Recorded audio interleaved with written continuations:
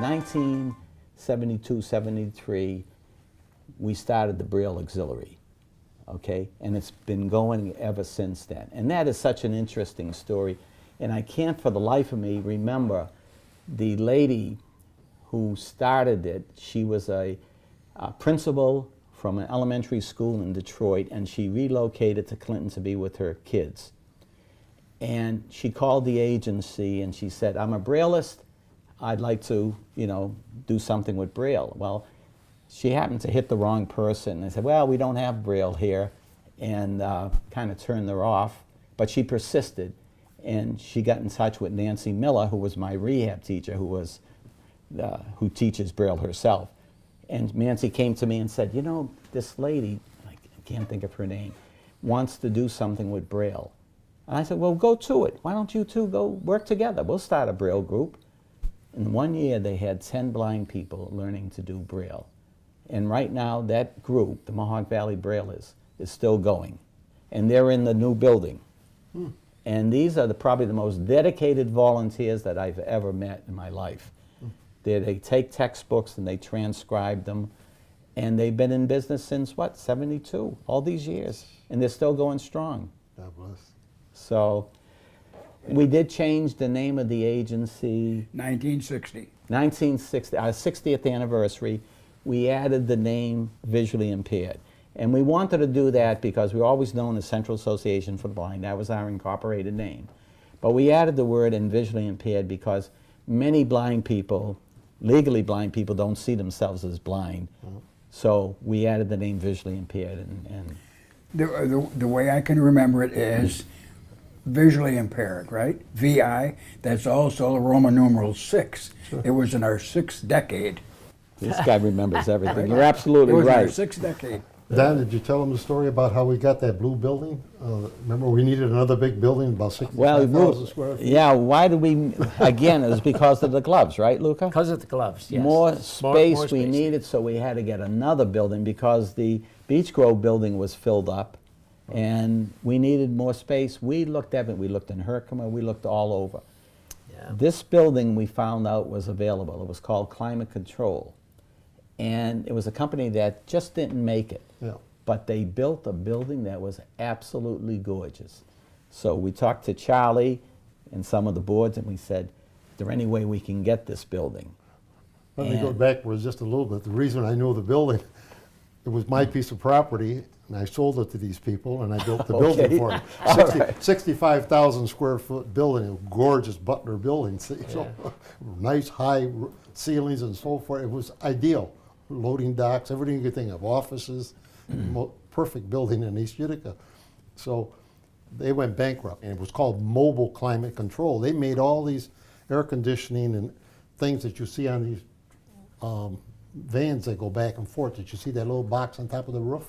That's what they did throughout the country. Very successful, but they went bankrupt and they had to sell. So they tried to sell this building, and every time they did it close to a deal, they couldn't do it. Then we got interested in it. Don called me up, and I said, I know those people because I built their building for them.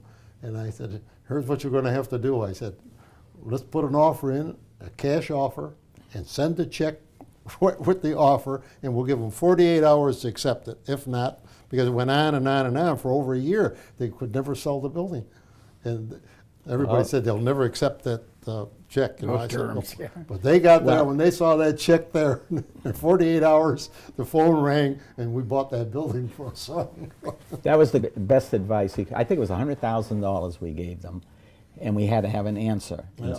And 48 hours. The new CEO was just appointed, and he really wanted to get rid of the building. And he said, can you give me another 2 weeks? Because there was, somebody was holding paper down in New York City on the building, and he had to go to Montreal. This was a Canadian company. We said, absolutely. And they finalized the whole deal, and it was great. And I can't say enough about the building. And it's interesting, before we closed on the building, the insurance ran out because they didn't have anybody in the building. Well, we had a contract on the building. So we approached Jim Turnbull, and we said to young Jim, can we include them in the coverage? And so we talked to the CEO, And I said, we'll cover the insurance until everything goes through.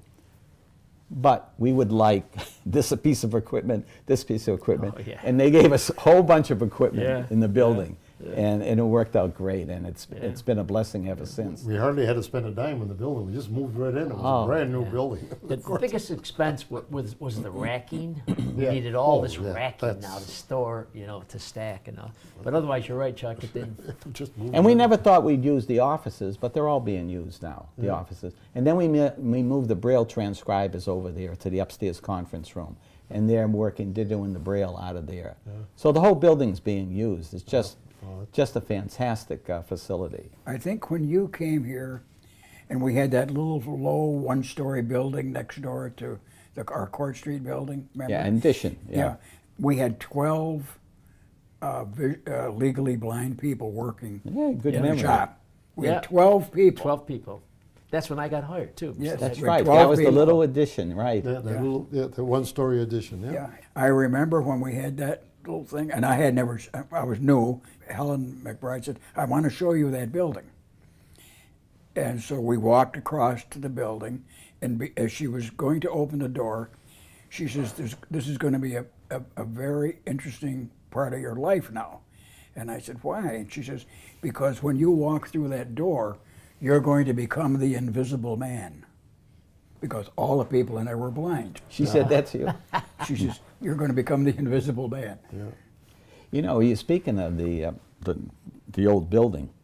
I remember when I came, they were doing chair caning In the cellar. downstairs in the cellar. There were two people that were actually doing chair, Frank Katrine and I And, can't remember and the other. I remember the first time I went down there, there were no lights. I mean, you couldn't even see the stairs to go down there because all the people down there were blind and didn't need any lights.